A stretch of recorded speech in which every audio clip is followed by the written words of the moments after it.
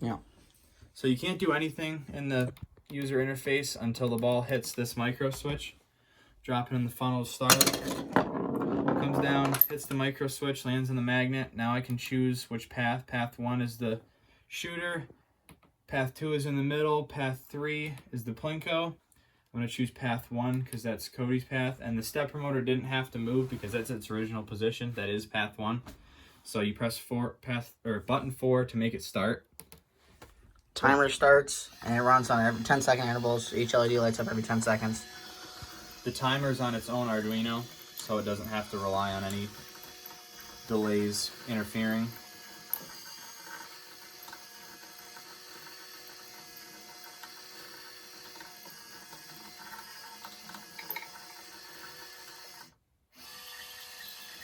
Ball comes down. When it goes past this photo sensor right here, it'll light up green, that light, and it starts the shooter code. I just have to give it a little push, and then it'll turn on. Comes back. The only downside we have is that it takes a little too long, and that's our own fault because we didn't make the paths long enough but there's not much room in there, so not much we can do about it now. But it has to hit this micro switch again to be able to, I can choose a path now. Of course, I can't choose a path now because it didn't hit the micro switch hard enough. But if it hits the micro switch hard enough, I'll be able to choose a path. And then obviously the ball's on the magnet at that point. And I'll choose path 3, which is the plinko, and you'll see the stepper motor up there. When I press the 4th button, it'll go to where it needs to be. I'll run the motor up. Timer will start again. The motor will run up.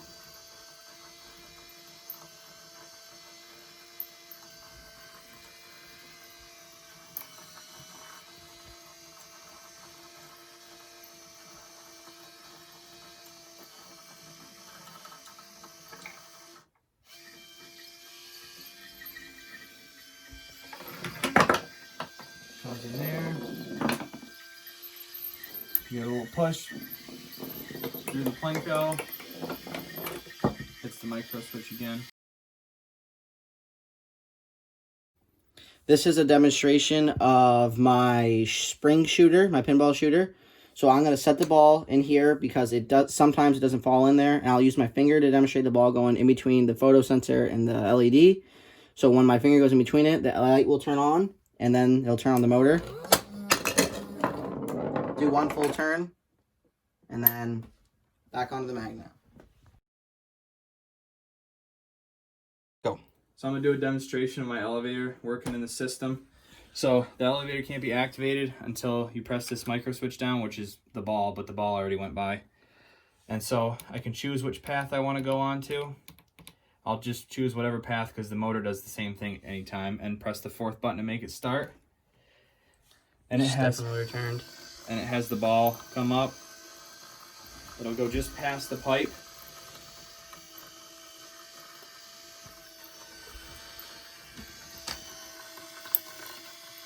It does touch, but it doesn't ever stop it or anything. And then this ball looks like it won't get through there, but it does.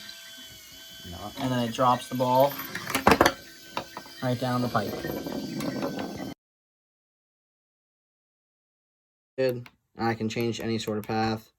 I'll select path 3 again, and the stepper motor will move 55 degrees, so the ball will fall out onto this path. Now the motor's moving, and after the motor goes up and back down, the stepper motor will move back to its original position. We also have directions for the pinball track for each button, and then the 4th button, which is the go button. So this is at its peak right now. Once it stops, comes back down, stepper motor will move back to its original position.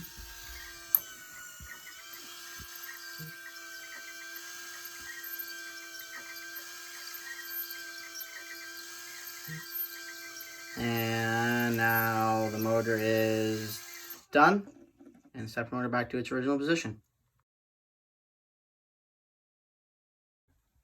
All right, I'm going to do a demonstration of the 2 different types of sensors we have.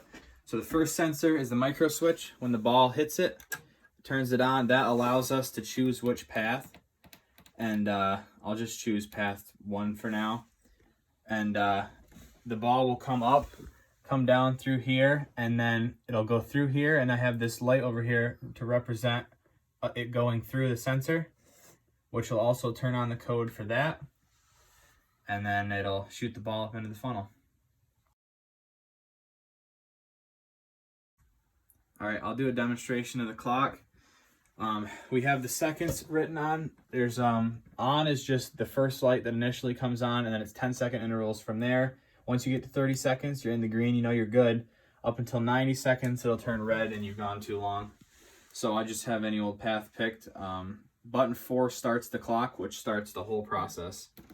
So the stepper motor moves, and then while all this is happening, brings the ball up to the top. The clock's running the whole time. And then, so hit the first 10-second interval.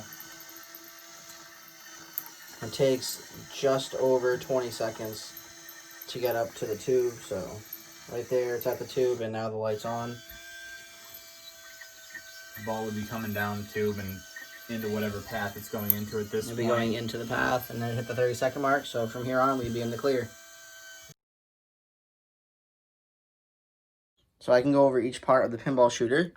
First, we have our directions, which tell you what each of the push buttons do and what each of the paths do. So you got push button 1, 2, 3, and then the go button.